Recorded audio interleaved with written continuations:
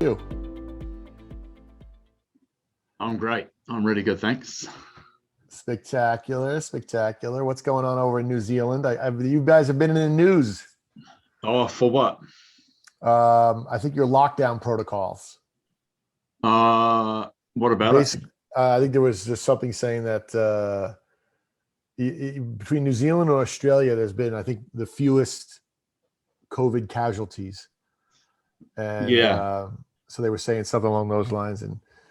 yeah. Yeah.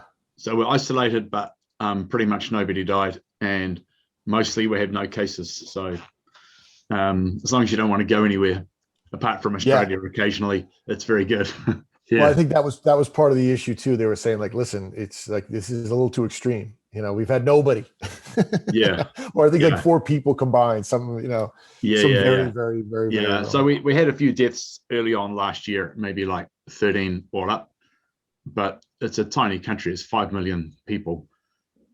Right. So yeah, it's pretty Wow. small. Yeah. That's crazy when you think about it. Yeah, I know. Oh my I know. God. It's a country probably a little bit bigger than Great Britain, but with 5 million people, whereas they got 65. Wow. I'm actually talking to a guy next week from Auckland. Yeah. I guess he runs a company called Glass Elephant. I don't know if you've heard them. No. So I guess they are like they're sort of a brand strategy, content direction, media relations. Right. They drive, but it's interesting that I don't think I've ever talked to somebody from New Zealand, and then now I'm talking to all kinds of people from New Zealand. You talk about Yeah. manifesting, right? Yeah. What you're focusing on. That's crazy, right? I mean, Yeah. Yeah. it does have something to play. You and I are talking every week, multiple times. And then all of a sudden, some guy says, "Yeah, it's Zuru." I guess is one of the companies the guy works for. Zuru used to be a toy company. It's out of New Zealand, and now it's kind of like I'm not quite sure how you would describe it. Yeah. That's owned by some siblings. They're quite young, and they're they're pretty wealthy, done very well. Yeah. Yeah. So it's Yeah. kind of funny, right? With all those. Yeah. The guy who fronts that is he's a very clever young guy. He has interesting insights on business and stuff when he occasionally gets in the news. Yeah, so I lived in Auckland for a long time. It's our biggest city at 1.5 million people out of the 5 million, and it's a Wow. pretty cool city. It's built on a harbour. It's beautiful, and New Zealand's pretty much like earthquake central, and Auckland doesn't get much in the way of earthquakes, but it's built on like 100 volcanoes. That's awesome. Yeah. Are they active volcanoes, or are they all No, active? no, Or not. The last one was 800 years ago, which is an island out in the harbour. It's famous for yachting, like sailboats. that's where I want to go. I want to go to a place that has 5 million people. That's somehow Well, that okay. So Arizona. there are two. We There are have eight two and a main half islands, million. right? And we live in the South Island now. And the South Island's slightly bigger. It's got nearly all the good scenery. And out of the 5 million, there's only 1 million people in the South Island. And Wow. like if you take out a couple of larger cities, then half of the rest of the people, like 500,000 people spread out over this huge place. Like there's 750 people in our village. I kind of love that. I really Yeah, do. yeah. It's pretty Especially, cool. I think there were 4,000 people in my apartment building in New York. Wow. Okay. That Yeah. puts it in perspective. Yeah. Yeah. We have 40 floors, right? And 10 apartments per floor and whatever family. So you just Yeah. do it that way, right? It's kind of crazy. You're like, wow. Yeah. Well, Um, we lived in Mumbai, India for a lot of the last 5 years before COVID. And where we lived was very much like that. It was all high rise apartments, like 20, 30 levels high. And there were dozens and dozens of them in this enclave. Yeah. so I wanted your opinion on something. So I had a few manifestation events, and as we know, right? So those are just like these emotional triggers, right? That we're going through with Joshua. So he calls these manifestation events emotional triggers, and the reading in this week's um, prosperity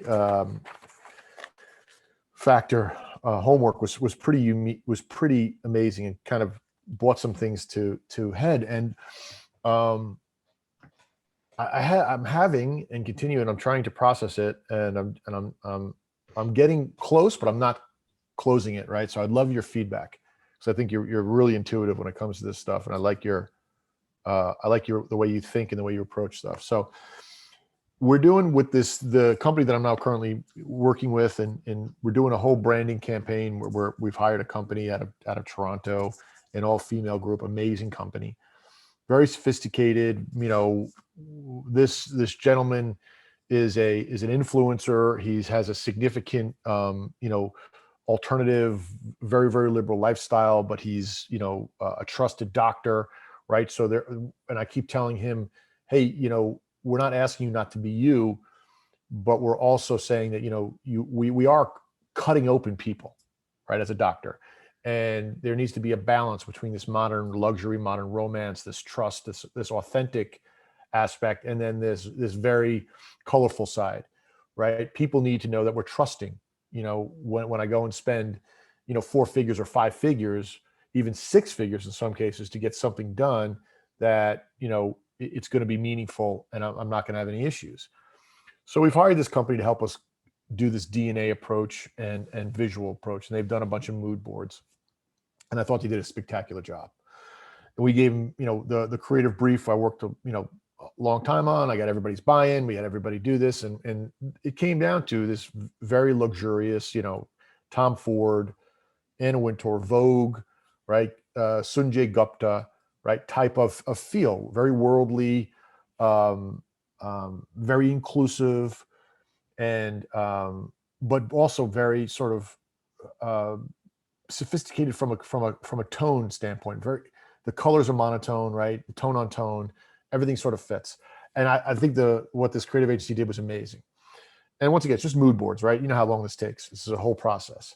And him and I had gotten into a few discussions, very lively discussions, and he went back to an old presentation that originally, when we got on board, he said, "This is not what I want." Well, now he's going back to it and saying what he wants, and that is very much very whimsical, very colorful, exotic, down and dirty, maybe more Target-esque, right? And once again, I say I see value in there, but even the DNA and the words, everything brings him down to this very let's just say target or approachable level. When you're in a doctor and you're cutting people open, I understand in the importance of the different levels of approachability. And we are now at a point where it's at a standstill, when I'm like, I can't move forward if this is what you want. Like we will sink the brand. Like just between you and me and levels, he's an all cash business. Doesn't accept insurance. And people are coming in very, very high level. The market basket spend is through the roof. He has men, women of all colors, all races, anything and everything he does. And he really has a beautiful connection with these people. He does an amazing, amazing job. But I think it's critical that we present a certain level, aspirational level. And he's completely against it. And he wants to go back on something that we agreed not to go to. And I'm literally having a heart attack. I'm like, so what is his part in the thing? He's the owner. He's the doctor. He's the owner of the company. Right. So he's the leader. He's everything. And he's the namesake as well. Right. So as I'm explaining to him this idea that we have to build layers of any brand, any great brand has layers. You have a great logo that can be translated in many different things. You have a great color palette that can then fit with that logo. Then you have some great packaging. You have some great imagery. You have some great context. All of that is layered to give you legs and strength on a brand. If it's just, I do surgery, or it's just a nude photo of somebody that looks like a gladiator, like that has no legs. We can't grow that anywhere. And it could offend somebody. I'm like, when we're trying to reach every race, every color, every creed, every thought, every person. And so I'm trying to simplify everything, and he's trying to be a little bit more what I feel polarizing or almost exclusionary. And these are all subjective opinions, right? It's creative. It's not like it's life and death. Yeah. But I'm literally acting like it is, where we're having 2 and 3 hour phone calls on this at late at night or early in the morning. And And I'm like, why do I feel this way? Why don't I just say, fine, cool? And do you have an answer? What comes to mind as to your response for that? I did. And when I did my manifestation event, it really came to this limiting belief of like, this is something I'm good at. And if I can't get him to agree that I'm an expert, and I said this to him, we looked at a photo and I said, that is the most horribly retouched photo. He says, it's not retouched. I said, Dr. Emmer. Oh, forgive me. Get rid of his name. Right. I said, Doc, if I told you someone got rhinoplasty and you told me they didn't, I would believe you were an expert. I've been doing this for 35 years. Can you just take my word for it? That is something, right? And I think for me, it was like my worthiness. Like, I'm not worthy. I'm not smart enough. I'm not good enough. Yeah. Well, I had a very similar thing, and I'm not going to take off and talk about my thing. I just want to explain how it had a parallel and what I did about it and how I recognized it. So first of all, with this ascension experience work that we're doing, what I found is that whereas previously in a boot camp, I might have done 3 or 4 manifestation event forms a week, even though the homework is 1 a day. After 12 boot camps, I wasn't doing 1 a day. So what I found with the ascension experience is that 1 day of this is just about like an entire boot camp. And in terms of the shift, because we're enabling ourselves to move that fast. And what I also found was that the manifestation events are coming thick and fast, and I'm feeling them really intensely. So, and there are 2 things in there. One is that as we progress in this work, Joshua tells us that we become more emotionally sensitive, and that emotional sensitivity is one of our superpowers. So I'm feeling these things far more intensely than I ever have before, and I'm really, really noticing them. And I'm doing 3, 4, 5 manifestation event forms a day. Wow.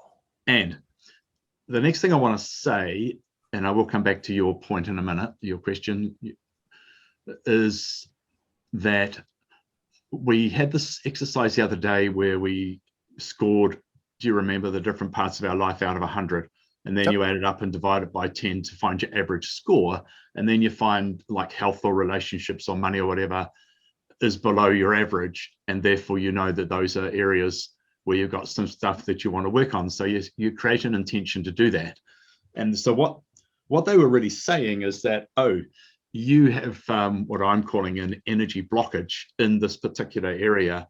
And you won't, if you really want to have abundance in all those areas of your life, health, time, money, relationships, whatever, freedom, if you want abundance in all of those areas, you must balance up all of that stuff and get everything vibrating at a high level. And you must clear those energy blockages. So what happened to me, and this is where it comes back to what you were saying, is that I had 3 events all happen at the same time, like within a day, and I felt them really intensely. So the first one, I was talking to a guy who's a business partner of mine in a business, but he also, we have some mutual clients that he's referred. And I was trying to close this particular deal for this client, which was worth a bit of money to me, and I was pretty keen to do it. And he was quite resistant to this particular idea. And I kind of got a little indignant about it. It's like, for heaven's sake, I'm the expert here. I know what I'm talking about. Anyway, in the end, he said, oh, no, I agree with you, but the client's just not ready for it. And I understood that. And I said, okay, we need to do this. So I did do a form on that. And then the next thing is another business I'm involved in, that this woman who we've appointed as a general manager, who has a set of skills which have nothing to do with my area of online marketing and all the tech behind it. And she's suddenly saying, oh, what about this, that, and the other? And it's like, hold on a minute. She has not even the least idea what she's talking about. It was all technical stuff to do with conversion technology, and iOS 14 and all this stuff, right? And I thought, oh my God, it's like I'm talking to a child at kindergarten and they think, that they can run a marathon or something. It's like, oh, where do I start? And can't you just do what you're meant to be doing and leave me to do this? Don't you realize I've been doing this for years? People pay me a lot of money for it. I don't know what I'm doing. And it was exactly the same worthiness thing. Again, it's like, for heaven's sake, don't you know, I'm the friggin' expert. And then another one happened as well, and 3 of them in a row, and they were really close, and I felt them really intensely, and I thought, wow, this is, and then I thought, okay, how is this for me? Not why is it happening to me?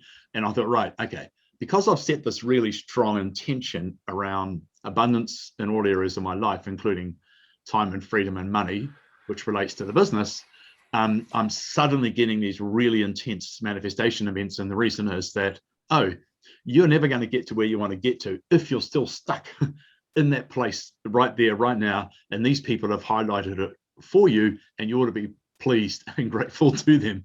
So in other words, I was attaching some of my meaning or validity or worth to the fact that I'm an expert and I've been doing this for years.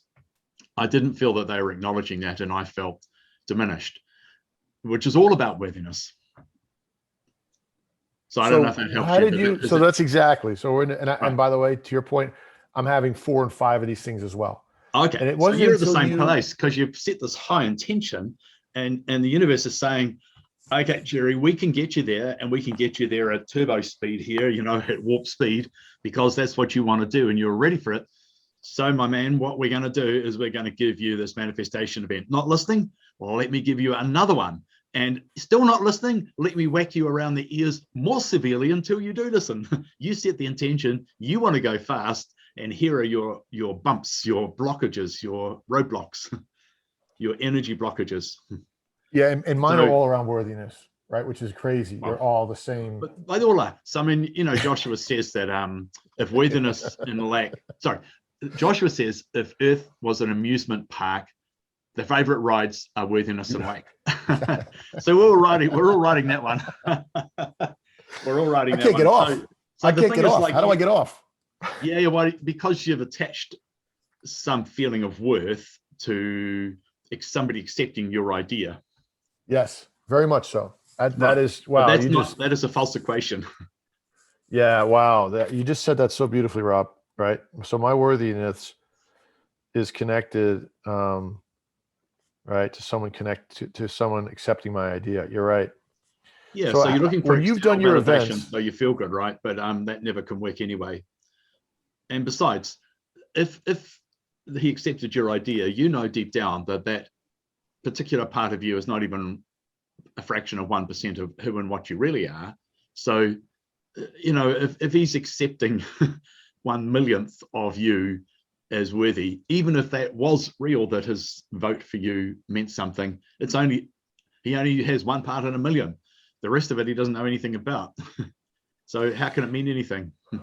Yeah, it's because you're so much bigger than that, right? It's something that you spend your time and energy on, and you know, you're an expert on it, but it doesn't actually define your value or your worthiness, because that really is something completely different.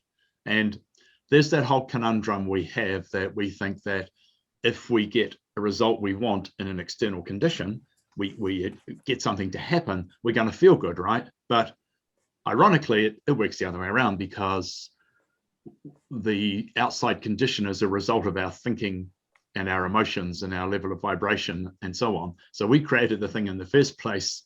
So, and I tried to use this analogy that our friend Jackie used very cleverly in one of her podcasts.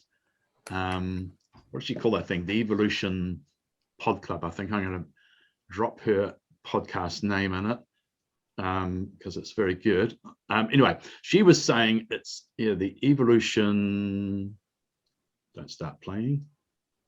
The Evolution Pod Club. Yeah, Jackie. Anyway, so she was saying, I'm looking in the mirror and I realize I'm feeling cold, and therefore I get a sweater and I try to put it on the image in the mirror to warm up. But of course, that is just a projection. So she's saying the external circumstances are the projection. You can't actually get warm and feel good and change things by changing the external circumstance, because you created it in the first place. So you put the sweater on yourself by changing your thought and creating a new image in the mirror. And lo and behold, you put the sweater on and the image in the mirror has the sweater too. Wow. So you just explained that so much. You had mentioned that last week too, and I love that. But you just explained it in a way where it connected in a big way, where the external circumstances are the image in the mirror. So when you put a sweater on the externals, it doesn't change your reality. It doesn't change what's happening to you. It just changes that image and that illusion. Yeah, so Right? you've That is changed the pretty outside powerful. circumstance by changing your thinking. So yeah, so it's one of those conundrums of the law of attraction that Joshua describes, which is that we think we can feel better by changing an outside circumstance, but and that's part of the illusion. In reality, the outside circumstance is our creation, and Wow. therefore it's our work of art. And so we can't change how we feel by changing something that was created by how we feel. Right. So once you get your head around the idea that you create your reality, then you feel better by deciding to feel better, by experiencing joy, looking for the joy in everything, the fun, the positive. And so it's also one of those things you could say, well, okay, I feel this guy is doing this to me. And then you could also say, well, in what way is this experience for me? And in a world where nothing is wrong, then you can also say, okay, let me at least try and be neutral about this. So what would a disinterested bystander say? They would say, okay, I can see 2 points of view here. It's like Rachna had a very interesting practice example in our call today, because, with the fact that she woke up and the smoke alarm was going, and somebody in her household, I don't know who it was in another room, had left stuff on the stove in the kitchen, and it was all, smoking away. She woke up thinking the house was on fire. This person was in the other room with the door closed watching TV or something, and was like, okay, there's no big deal, nothing happened. And so at the surface, everyone would say, well, that's crazy because the place could have burned down. But in terms of observing the facts, some smoke occurred, the smoke alarm went off, nothing happened. And so I thought that was a reasonably tough but achievable practice run for everybody when she talked about that, is, could I be completely neutral about that? And then could I say, well, that person has their valid point of view and I have my valid point of view. Theirs is right for them, mine's right for me. There is no right. That's them and that's their reality and this is mine. So with stuff like this, it's good to practice on the small stuff, so you can pick something really easy, like the traffic light's red and I'm in a hurry. So you can work your way around that one. The potential for the risk of a fire in the house is quite scary. It didn't actually happen, and it wasn't actually a fire, it just smoked from some burning food. And you might say that could have become a fire depending on what was on the stove. But you can see that you could eventually get your way around that one and say, okay, I can see that their point of view is as valid as mine. And then you get to something intense where you're at, and that's, you see what I'm saying? It's like, I use the analogy of the marathon, like if you've never run before, then you run, you run like 100 feet or 200 feet down the road, from one, power pole or whatever you call them to the next one, right? And then, within a week, you're running 4 or 5 times that distance. And then within 6 or 12 months, you're running 10, 20 miles. So it's like, sometimes we bump into these hard ones, but I don't think you're bumping into it unless you're ready for it. Yeah, I think, to be perfectly honest, it doesn't really make a difference. Like, if this is what he wants, like, okay. Like, it's like I said, it's all subjective, right? It's no house is burning down, on this. I think the feeling has dissipated, but the thought is continuing to run through my mind, like, because, and I keep telling myself, because what they did was so good.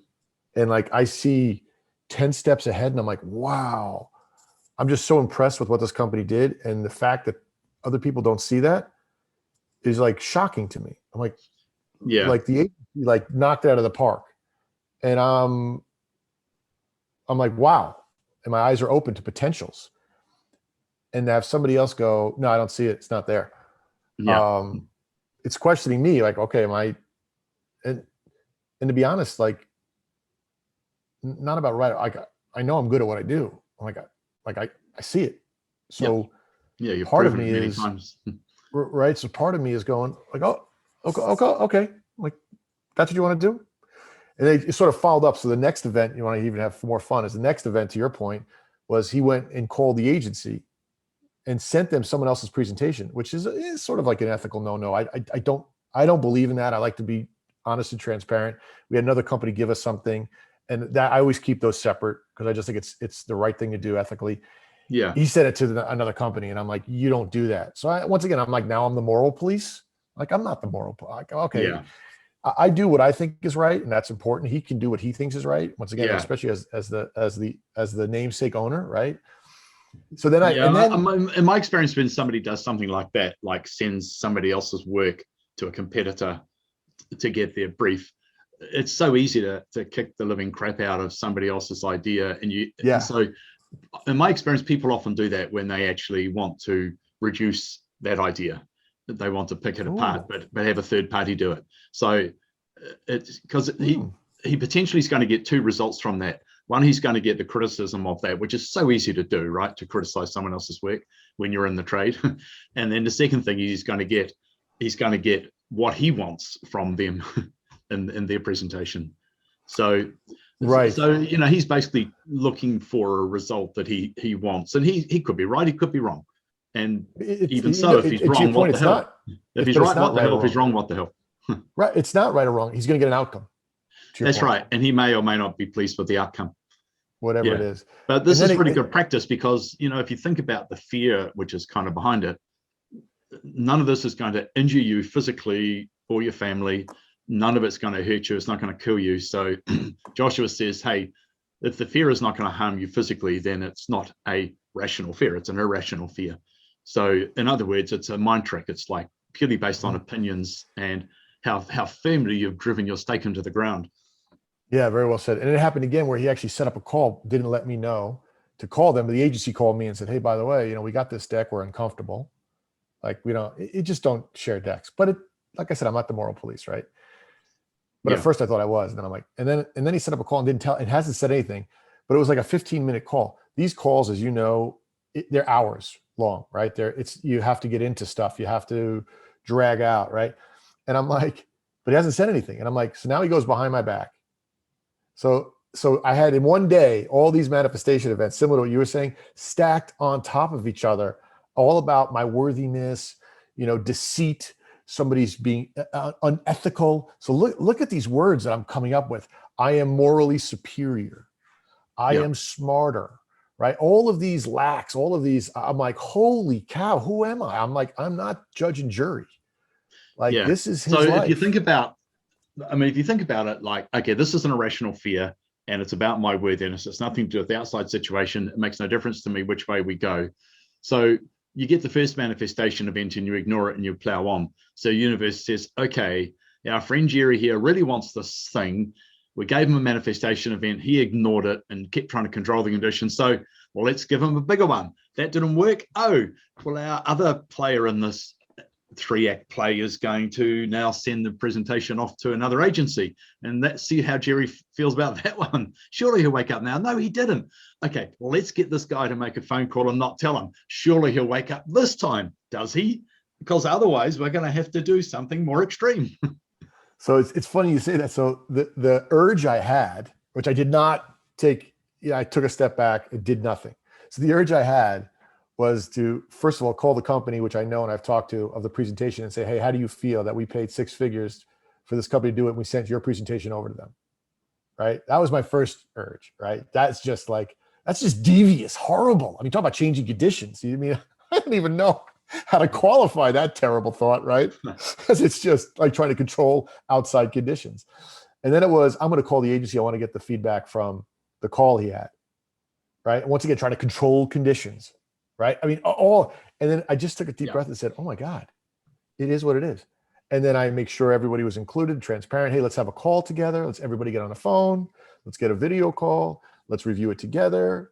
And let's make sure everybody's feedback is included and we deliver the right thing. So that's what I ended up doing. And we set up a call. And but my urge to control the conditions came, and my actions were, everything's right and perfect. And this is going to be the right thing. And whatever we do, it's going to be perfect for what we need. Yeah. But you said something, it's so funny. So you're going to love this. So when I first heard that he had called the company to talk, and I'm like, so he reached out to them, basically completely discrediting me. Once again, worthiness. He's going to give them all new direction. And I said, take a deep breath. You know such limited about what's going on right now. You know nothing, right?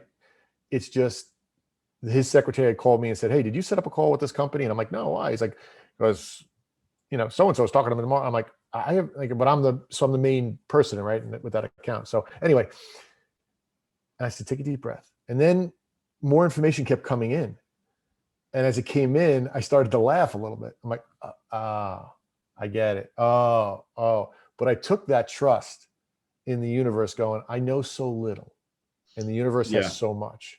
Yeah. Let's see how it's for me. See how this is supposed to grow for me. So my urges were quickly squashed with the rationale of everything is perfect and happening for a reason, and it's all good for me. So as the manifestation events occurred, I never acted on the urges, and I identified the urges as, wow, that's just trying to control the conditions. Like, what am I trying to do? Like, that's completely inappropriate for my life. Like, just let it be, and be professional, and be loving and caring, and make sure everybody's involved and everybody has a voice. And that's what I did. And if you're trying to imagine what his perspective is, and if we can accept, at least in theory, that it's as valid as yours or mine or anyone else's, and if you then think, okay, you have to, right? You have to accept that. Yes, you have to. And even if it wasn't an employment situation, the universe still expects you to do that if you want to move along towards the things you desire. But if you then said, okay, it's his business, it makes no difference to me which way he goes. So he's decided he wants to do it this way. So instead of resisting it, I'm going to support it and bring everything I have to bear to help him succeed with that idea.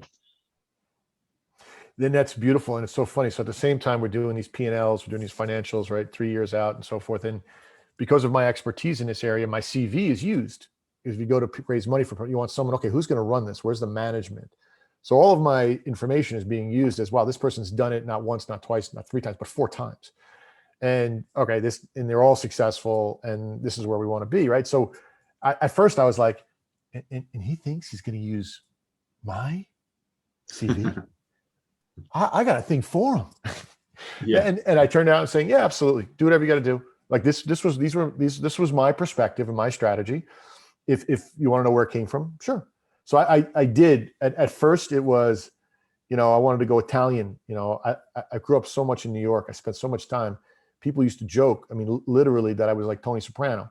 And when we had our agency, it was called Masters of Branding, and we actually used MOB, the mob, and everybody had nicknames. And my nickname was Jerry the Bull, right? And it's funny because the guy, the real life character Bull, ended up moving to Phoenix, Arizona, right? Which is where I'm. So, but I want to say, who do you think you are? Right? Because there's this mentality you grow up on in New York, and especially in an Italian family. Don't disrespect me. It's all BS, right? I know it's all BS. It's all an illusion, and that illusion is momentary at best. As you see all these Italian people kill each other over these illusions, right? Who's supposed to be in charge? Who's supposed to have more power? Who's supposed to be in the know? Who's not supposed to be in the know? So all of this, and even like my accent changes. I want to say, who are you talking to? You take a step back, right? And I'm like, I start giggling. I'm like, but that was me. Like I literally remember literally stepping on people's throats with my cleats, my athletic cleats at times, where that's the kind of pressure you'd put on people. And now I'm like, okay, whatever. Yeah, I'm happy to. So I gave it all, put it all in a beautiful presentation, continue to build it out. You've shifted a long way in a very short period of time. But you said it beautifully, and I didn't, and you just clarified it for me. Like, I'm asking for further expansion constantly. I want further. Yeah. I want further. So that's why this stuff is coming at me so fast and furious. Yep. And until you said it, I didn't get that. I was like, yeah. Oh. Well, the Ascension experience is like that, you see, because you pick one area, and for 4 weeks you just focus on that one thing, and this happens to be called financial prosperity. And so if you really want that, then all of the energy blockages and all of the impediments or limiting beliefs that we have are going to be cruelly exposed, because we're in a hurry to get there in the 4 weeks. So we really want to do this. It's like a army or athletic boot camp in a way. It's like, you want this result? We're here for 4 weeks, team. Like, run around that field again and go faster and carry a weight as Wow. well.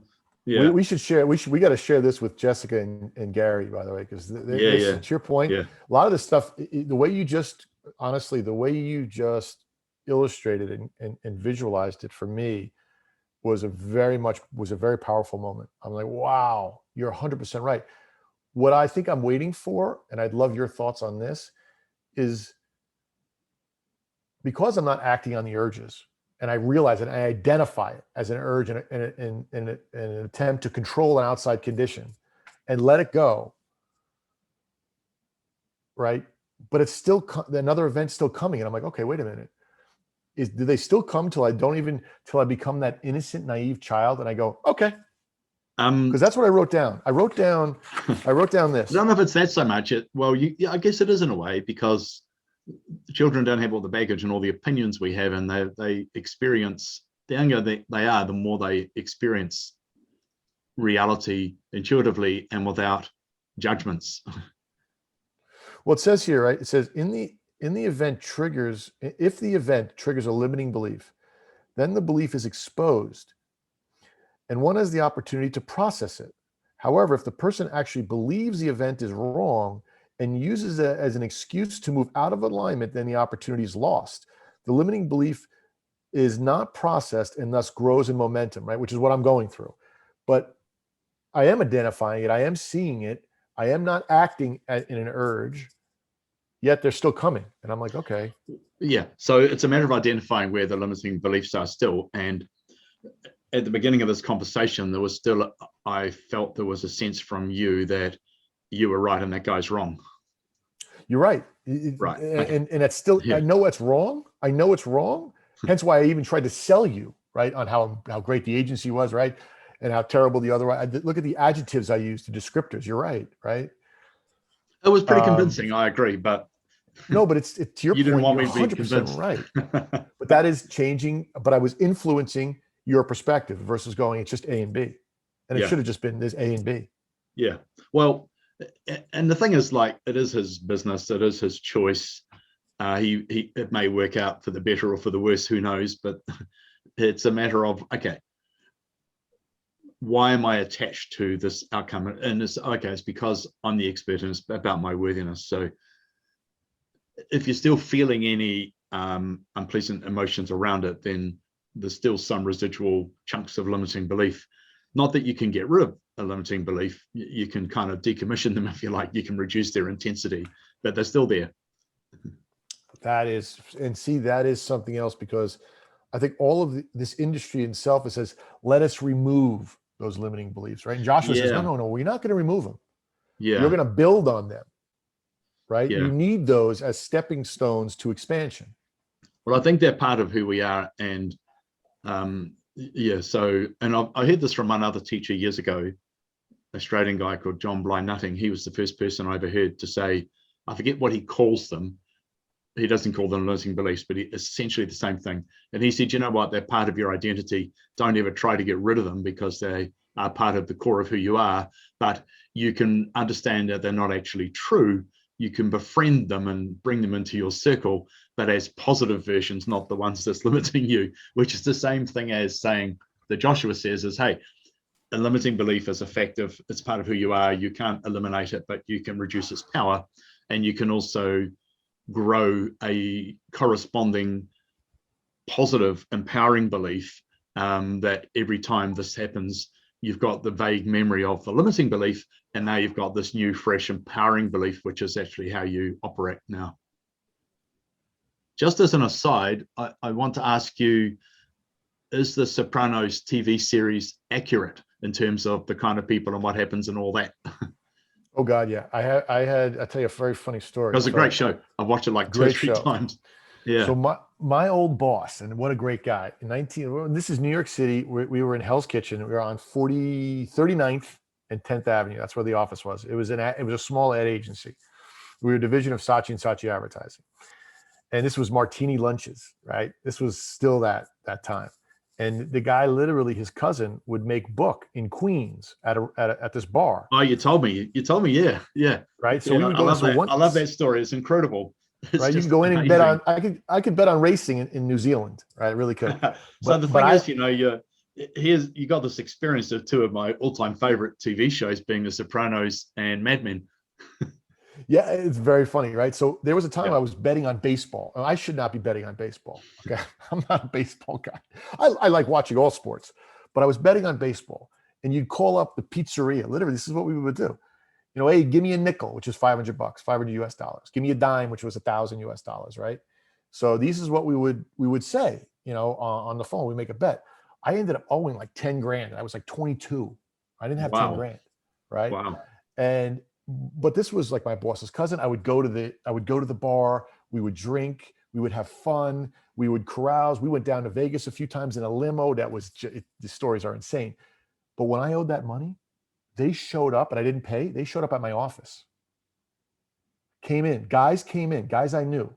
Once again, they're rough guys. They're not bodybuilders. None of these guys. They're all overweight. They're all out of shape, but they're mean. Yeah. Like really mean. Yeah. When you don't follow the rules. And came up to my office, walked by the CEO's. I mean, I'm a 22-year-old kid. There's 4 guys in leather coats outside my cubicle. Right? I'm a whole office. There's 150 people in the office. They're all looking at me. And these are guys I socialize with regularly. And they're like, tomorrow, or we'll be back. And it won't be pleasant. And they left. Wow. And I went into a full panic, found some stocks I had that I sold. I did everything I could. And that was it. I didn't gamble again. I was like, oh. So to answer your question it is an environment and a culture that is so nice. The minute there's a perceived disrespect, the minute that is, and it's all on their end. I wasn't disrespect. I mean, I'll make it back. Well, it was all, you talk about a manifestation event happening for me. I could have got 100 grand in the hole. That it happened at 10 grand and I could find that 10 grand. Yeah. Valuable lesson. Valuable lesson about gambling. Oh, but and it's so funny. So you talk about like lotto people losing money. You talk about, if you look at my life, I've taken companies in and out of bankruptcies. I've had people raise money. I've done it with certain investors. I've done it with celebrities. If you look at how I've encountered money, right? I'm soon to be 53. All of my life, there has always been a manifestation event that has been an incredible teaching situation for me, that if I had not learned, and if I had been given money before, would have absolutely blown up on me. And my boss, by the way, at the time, that guy, he ended up inheriting, wonderful guy, several $1 million. And we had lost touch and fallen out of contact. But the story on the street was he lost it all gambling. Wow. Right. Wow. And he loved it, didn't care, never addressed that manifestation event. I had fear. I ran from it and said never again. So I didn't address it. I realized it was, and I stopped. Right. It just said never again. Well, there was something in maybe last week in the Ascension Experience Financial Prosperity segment where Joshua said that if you receive a bunch of money and you're not actually, my words, not theirs, not ready for it, not in balance, then whatever that fire is burning, which is, for example, your manifestation events, that money is just going to be fuel to that fire and you're going to end up with a raging inferno. So you don't actually want it to come in until you're ready for it. And that is my experience of it as well. I just want to say about Mad Men is that my feeling of a wonderful show in so many ways, but in the costumes and the whole stylish, beginning. Fantastic. I mean, it's such a classy production, but I always felt there was a kind of a brooding, kind of threatening. I always felt very uneasy that, I guess because like John Hamm, whatever his, character's name is, I forget now. He had such an incredible talent in his life in some other ways, was so out of balance that you're just kind of waiting for the next drama or the next manifestation event. So, I mean, I've watched it a number of times and it is really good, but I've always felt this kind of brooding sense of, oh my God, I actually don't know what it is, a sense of unease. The show gives me a sense of unease as I watch it. It's struggle and effort. It's same with the Italian, right? Where I grew up, beautiful, beautiful people, but everything was a struggle. Everything was effort. Everything was if it didn't happen smoothly and easily without your involvement, but you got the full benefit, right? Now that's a very big statement. If it didn't happen easily and effortlessly, right? Without your involvement, but you got the full benefit, it was a problem that needed to be dealt with. And that is a huge, huge statement that people don't actually understand. Because in life, in what we're learning right now is that you don't need to struggle and you don't need to put effort, and you can get the outcome, right? Without having crazy involvement or controlling conditions. But they if somebody gave them money in dollar bills versus $5 bills, that's a problem. I'm like, in any situation, if you look at Man Hit, that was New York. That was everybody. I asked, look at people when they order meals in restaurants. I'm like, is what you have delicious? Yeah. You wanted a knife on this side. You wanted butter over here. You didn't get a Diet Coke. Like, people blow up over it and it becomes a problem. And you hear about it and they talk about it. And then it goes back to whatever Joshua said the other day, is that in that reading, is that when you focus on life's little imperfections, those little imperfections blow up all over your life. Yeah, so I've noticed that from my own experience in talking to Jackie as well, that what happens, she had a similar thing, that one accumulates these kinds of minor things, and you get more and more pissed off about little things. And like, one of her things was, oh, somebody has left the light on again, and that really annoyed her. And then she said, I was accumulating all these stories like that. And then suddenly I realized how crazy that was. And it's like, oh, the light's on, I'll turn it off. End of story. No thought about it. And so listening to her, she had accumulated a lot of that stuff and she's dumped it all. And I'm kind of having the same experience. And my partner, Trace, tells me at times unprompted, something which I think as well, was that I'm such a different person from who I was 2 years ago when I started doing the Joshua boot camps. Like, I'm a really different person. I enjoy it. I rediscovered my, joie de vivre, my joy of life, spontaneous moments. And I just become, I guess, talking about so many things. And then it's like, now I let them all go. You really want to see. We had this minor manifestation event the other day. We were going to this concert. There's a lot of, even though it's a tiny village, there's been a lot of really good concerts down here. And there was this concert starting at 7:30. And I said, the doors open at 6:30. I said, okay, we're going to leave here by 7. It's only a 5-10 minute drive. And then one of the other manifestation events that I didn't mention, remember I said to you, there was a whole bunch of them came along on the same thing. We ended up getting roped into this pro bono job for astronomy in New Zealand, which, I'm passionate about, but it just got bigger and bigger and bigger. And instead of one person in the committee being the touch point, all the committee were coming in and they would change everything again and again. Just went on and on. And Tracy's like, I'm going to finish this before we go because I'm not coming home and doing it later. And the time's ticking. And it's, 7:15, 7:20. And then we drive down the driveway. We live rurally. And lo and behold, never happened before, the cattle were over the electric fence and heading down the driveway onto the road. And it was they're black cattle, they're Angus cattle, and it's a dark night because it's winter. And it's like, oh my God, they're not our cattle, with the property. The paddocks are leased to a local guy, a retired farmer and or rancher. Anyway, so we kind of managed to drive down the road and come back, and using my super Subaru car, managed to herd them back in. And I rang Duncan, the farmer, but I thought, and here I am, and I put my good boots on, my nice brown boots, and there I am in the mud, in the rain, and the wind, because we're just finishing this cold storm, and closing the gates, to try and keep these cattle in the gates by the road. And I put a massive rock by the gate because it was blowing closed in the storm the other day, before this happened. So, oh hell, there's that massive, great big rock I have to move. And I thought, this is the most crazy, like, time lack manifestation event. This is just so absurd. You got to laugh.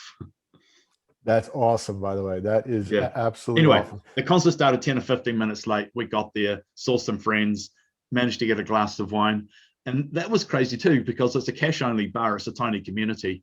And I had $10 of cash and it's $8 a glass. So, 16 bucks, $10 wasn't going to cut it. And they said, oh, that's fine. You can just pay us online. I said, what? You're going to give me credit on the bar? Yeah, I'll give you the bank account number and you just pay us tomorrow or whatever. That's awesome. That's awesome. Yeah, Did we you? had cash bar on trust, so that was good. I did pay them too. I paid them the next day. Oh, So now I've of got course. it. Now I've got the account on my phone. And next time it happens, I say, right, okay, $32, 4 drinks. Here we go. That's awesome. So did you do the plot the other day? Buy a gift for somebody? The So request that from was Joshua yesterday, wasn't it? That was yeah, yesterday, right? Yeah, to what was it, like unexpectedly yeah. give somebody something? So so this is to my oldest stepdaughter, who's just bought a house. Her marriage broke up years ago, and she's actually managed to get money together and buy a house, which is awesome. So Good it's for a her. card with some cash in it that I'm about to post to her. Good for you. So I went and got my congratulations. Yeah, that's great. My two. So I was on the way to get both of my daughters a little. They both like crystals, and I was gonna get them a pendulum that helps. It's supposed to help connect with their inner self, right? And I'm online at the local, to get some fast food. I just want to get a burger. I was hungry, and I go to pay, and I'm like, oh, I was just inspired. I'm going to pay for the car behind me, and I paid for the car. Now, mind you, mine was like $4. The guy behind me was $44. So, wow, wow. but I was just like, so for me, I was like, wow, okay, and I just did it. Right. And I still got my two kids as little crystals to have some fun with and start to talk about that. So That's awesome to do that. Yeah.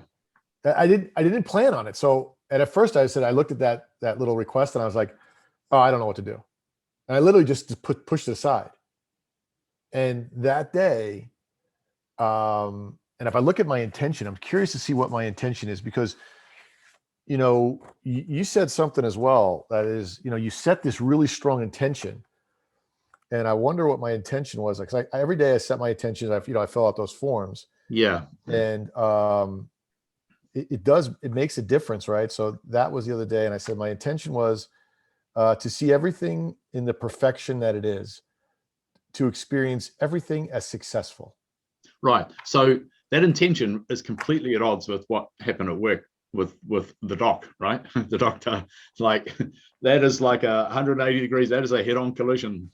Right. And so the thing that happened with the doc happened, what is today? Today's Thursday. On Sunday and Monday. Right. So, everything that happened, everything else that happened, I think Tuesday was the day that it all happened. Tuesday was the day that it all sort of, came to a head. The beautiful part is that, and I think this is what you and I are both experiencing with our significant others, is that, that they're not seeing the acting out, right? They understand there's something there. There's a moment of concern, but it's the acting out, which could take, if you choose to engage in that illusion, and especially in that control illusion, that one event could last 6 months of repeating itself. Yeah. If you just, you chose to go in it. So my wife said something the other day. She said, it's funny because she's literally focusing on every little imperfection in life, and they just keep coming back at her. And she's not at the point where we are. It's not ready to have a conversation. I said to her, I said, hey, I'm hearing you. But it's like, there's so many great things going on, and the conversations are always about these little things that are not right. And she said something. It's strange how we do that. We pick on the 1% or the 0.1%. We all do it, right? We're trained that way. We're trained that way since kids. We're trained that way. And that was one of the other conversations that we that we had. I like 5%. Let's talk about the 5% you like. No, I want to talk about the 95% I don't like. Well, if you don't like it, there's no reason to talk about it. We'll just, right? Anyway, she had said to me, and I was explaining to her how this event happened and how I didn't take action on it. And she goes, I think, we see your initial reaction, or we hear your initial reaction, or we feel your initial reaction. We're not experiencing that process in terms of you letting it go. And I said, okay, that's super interesting. I take that for face value, and said, I'm going to think about it, and I'm going to, try to. And there was no reaction, no defense in it, right? And that's just the way it is. Everything is perfectly done for me. And at first I was like, I'm like, no, I'm not. Like, how is this for me? So there was a little one, right? That in the first twinge in my mind of let me defend myself. And then it was like, oh no, this is supposed to be for me. How can I learn from this? So it is making a difference. Yeah. There's no question, right? All these things Yeah. are making a difference. So if you feel that way with the doc and say, okay, this is for me, he's playing his part perfectly. I'm grateful to him for bringing this to my attention, and let's move forward. The finding fault thing, there was, it may have been one of the daily quotes, but it came up this week in the work from Joshua that they said, we believe that if we can find this fault here and that fault there and correct them all, that then we can actually get the result we want. But they said, focusing on the faults is just going to attract more faults. More faults. What you want is actually the non-fault, the perfection. And so why don't you actually focus on that instead? Because that's what you really want. Because focusing on faults, you're just going to attract more faults to confirm your view of reality. I actually, that was in the email. And I actually, on my phone, I got it to a point where I could be one screenshot and send it to my kids. Right. If you got to email me your phone number that way. And do you do WhatsApp? Yeah. That way we can do WhatsApp together.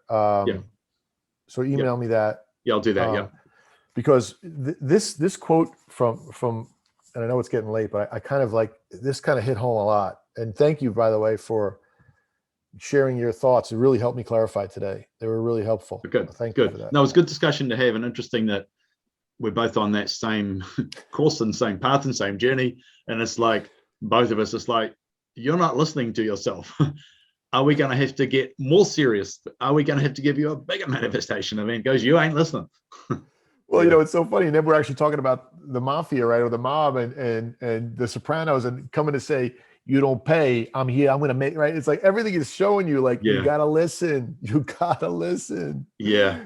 It's so funny. I remember that scene in the Sopranos where they drive up, and I think the guy's like a university professor or something, and he owes them a whole bunch of money, maybe from gambling. And he's walking across the campus, and they basically attack him with the car and then kick the living crap out of him. It's brutal. Brutal. I will tell you that the guys that are, from that day on, everything changed. Literally, you talk about a life-changing event. I thought these guys were my friends. Right. No, they were milking me, and they were setting me up, and they took, Vegas wasn't built because people win. People lose. That's right. It doesn't make a difference if you win or lose. They make the VIG, right? The difference in between. Because every 1,000 I bet 1,100. The VIG. There's every 500 I bet there's 50 that goes to the house. Yeah. But even with blackjack and roulette, which, where the odds are relatively in the punter's favor, the house is still making money, right? Yep. No, always is. So, and this is all part of it too. And I had won a bunch of money down at Vegas, and I went to this day that my friends and I. So this all happened in a short period of time. Where you talk about the universe trying to tell me something. Well, I might have been up like 50 grand, and as a 20, and we were just spending stupid money. I didn't, I lived in an apartment with like 4 guys. It was ridiculous, right? I didn't value it. And I went to the roulette table, and it was my friend's birthday, and it was July 16th was his birthday. And I put it all on red 16, right? And lost it. Whoa. And I was like, holy shit. I was on a roll. I thought I couldn't lose. I was in this, you get into this, I can't lose. It's all about luck. This is the whole mentality, right? The next roll, and I just stood there for 3 minutes to roll again. The dealer goes, look away, red 16. Wow. That would have been, to me, would have been on like, I think like $750,000. Wow. That's what that would have been. Wow. So you talk about the universe sending you a message. My friends still talk about this day. It was like 8 of us around the table. Oh, remember the time that idiot took that money? You talk about him having bad luck, right? Yeah. But this was, and if you look back now, I see them as, at the time, I was just angry. Yeah. And now it's like, it is really a beautiful setup for today. Yeah. My favorite quote about bad luck is Ray Charles from a song where he says, if it wasn't for bad luck, I'd have no luck at all. It really is. And this is the kind of quote that really shook me today. And I was going through that thing. It says, imagine that you are like most humans. You are unaware of the mechanism of physical reality. You are not aware of the guidance coming you from your emotions. You do not realize that your beliefs are neither true or false. They are just limiting or empowering. Like that Yeah. statement alone, like I'm like, whoa. Yeah. Right? Like you are Like inspired. how many times have we read that, and then when does it finally sink in? It's like, okay, pretty much everything is an opinion. And I found that very useful in business too. Like I was in a board meeting one day for the telescope company, that's a pro bono thing. I don't know if I told you, but there's a company that's owned by the Astronomical Society. I'm on the board, and we import telescopes and astrophotography gear, and the profits go back to astronomy and graduate students or bringing speakers, so research, all that kind of stuff. So we're putting the money back into science and astronomy. And we're in this meeting, and then one of the other directors said, if we did this, then this could happen, and blah blah. And he ran off with this whole scenario, and everyone's sitting here thinking, oh yeah. And I said, but I don't mean to be rude. You just kind of made that up. It's not a fact. It's just one of many scenarios that could happen. But that's not what's happening. And if that did happen, then we would do this. And it was that entire Joshua thing. I realized that I kind of joshed it, as I say, because it was like, that's just a wild fear that you've drawn out and exaggerated as if it was a fact, but it's just a crazy thought. Why don't we have a look at 10 other crazy thoughts and have some empowering ones too? And that's fantastic. Yeah. And so that's true. Great. Pretty much everything we think is a thought. It's an opinion. And once you can detach from what you think are facts and realize that they're just opinions, and they are, because just about everything you believe, you can find somebody somewhere who believes the opposite.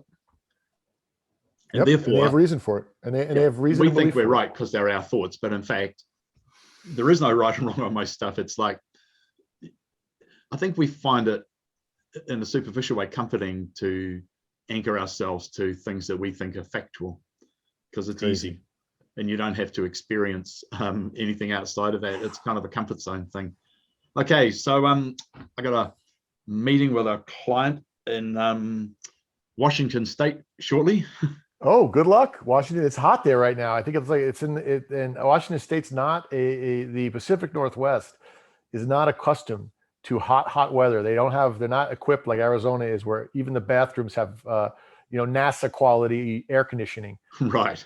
They're having an incredible heat wave. I hear all the hotels are like record out. Temperatures and roads deforming and stuff. Yeah, crazy. Yeah.